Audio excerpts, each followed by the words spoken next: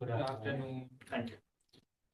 So my name is Abhinav Bhatt, and if you know me, if you don't know me, probably one thing which you should know about me is that I'm not a great fan of titles.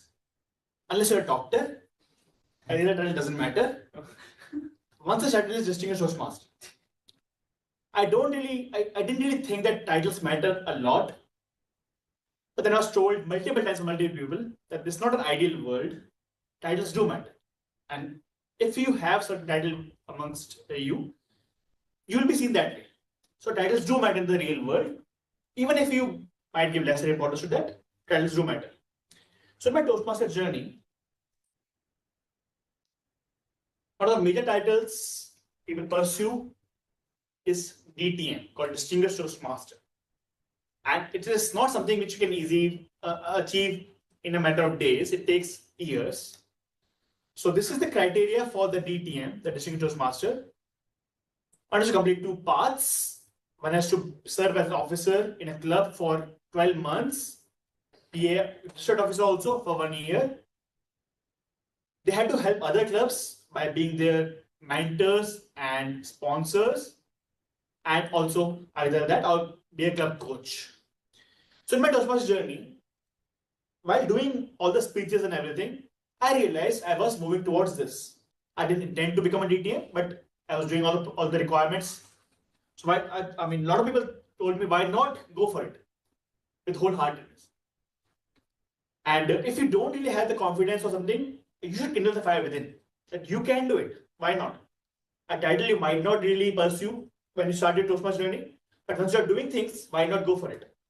So I realized I was doing a lot of things for that. I had been a club officer multiple times. I have been for 1 year at least. I've done 2 paths till now, with International Mastery and Visionary Communication. I was area director in 2019-2020. I was a club sponsor for Pink Preachers last year.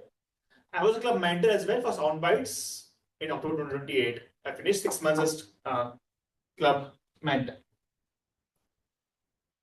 For the DT project, all of that is required. It also requires a project to be done.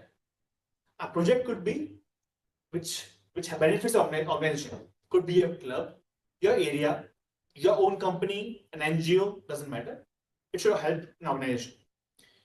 And in this project, I had to do 2 speeches. First one is to tell about a plan, what the plan is. Second speech will be the execution of the plan. How did it go? One thing good about is that we need not to create anything new from scratch after your paths. If you've done something in the past, that also matters. So today I'm going to talk about something which I did in the past. When I joined Toastmasters, I was an introvert. I thought I'd do everything by myself. During the course of Toastmasters journey, I realized that we had to become an extrovert because we work in a team. And the best part is that we can be both. We can be an ambivert. Do it yourself as well, make up a team, do some project. You have to balance the act. So that's my Toastmasters learning. And a lot of people told me that I can do both of that. A lot of people, not just one person, all my mentors, all my people who have supported me, have instilled this feeling in me. So I thought we'll plan a division level contest. Not the Toastmasters contest as such. So we had to make some key goals for that.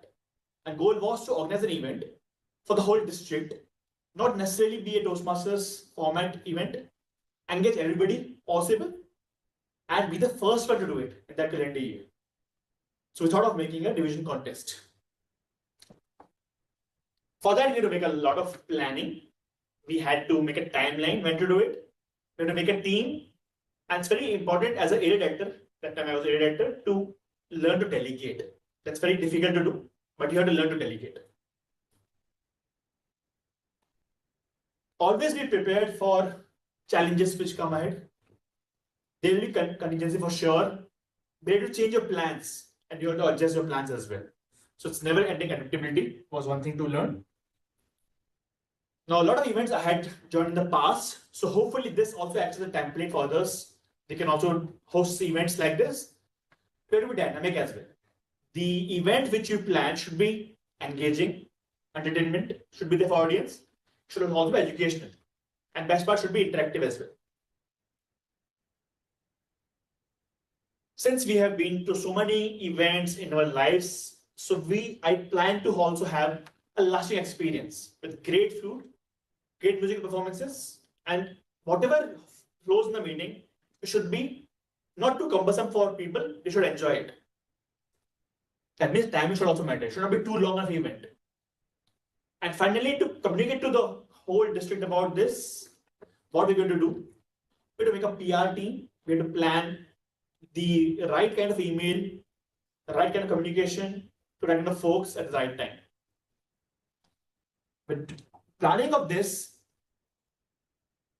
I thought that probably by doing this event, I can kindle the fire within that I can do this. The can-do attitude came into being by doing this.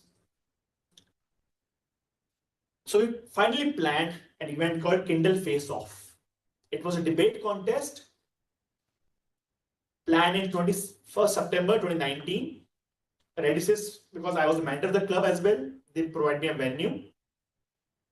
A lot of Toastmasters came in for giving a musical performance, and the highlight of the event was there was a guest speaker called Mohit Kamath. He is a badminton coach, a player, Karnataka level player, as well as a coach.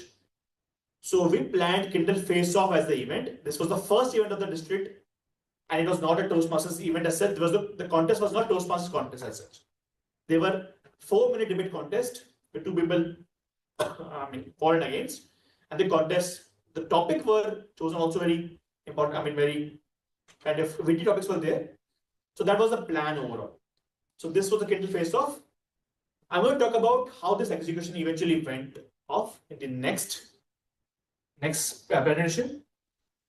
So if anyone wants to plan anything, KINDLE, Kindle, key goals, ticket planning, never-ending adaptability, dynamic and effective communication are the 6 pillars of planning I thought will be beneficial to everybody.